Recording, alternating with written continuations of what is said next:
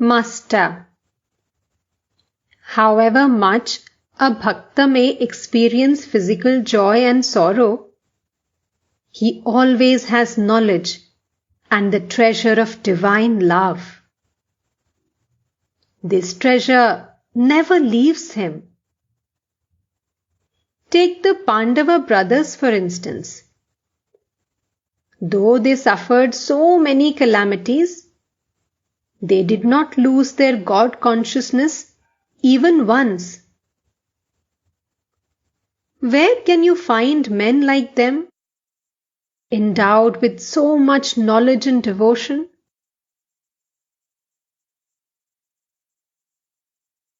Just then, Narendra and Colonel Vishwanath Upadhyay entered the room. Narendra was 22 years old and studying in college. They saluted the master and sat down. The master requested Narendra to sing. The tanpura hung on the west wall of the room. The devotees fixed their eyes on Narendra as he began to tune the drums. Master to Narendra. The drums don't sound as well as before. Captain.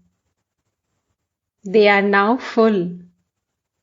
Therefore they are quiet, like a vessel filled with water. Or they are like a holy man who remains silent when his heart is full of God consciousness. Master. But what about sages like Narada? Captain. They talked because they were moved by the sufferings of others. Master. You are right. After attaining Samadhi, Narada, Shukadev, and others came down a few steps, as it were, to the plane of normal consciousness, and broke their silence out of compassion for the sufferings of others and to help them. Narendra began to sing. Oh, when will dawn for me that day of blessedness, when He, who is all good, all beauty, and all truth, will light the inmost shrine of my heart? When shall I sink at last, ever beholding Him, into that ocean of delight? No sooner had the master heard a few words of the song than he went into deep samadhi. He sat with folded hands, facing the east. His body was erect and his mind completely bereft of worldly consciousness. His breath had almost stopped. With unwinking eyes he sat motionless as a picture on a canvas. His mind had dived deep into the ocean of God's beauty. Narendra left the room and went to the east veranda, where Hazra was seated on a blanket, with a rosary in his hand. They fell to talking.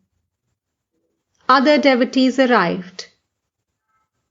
The master came down from samadhi and looked around.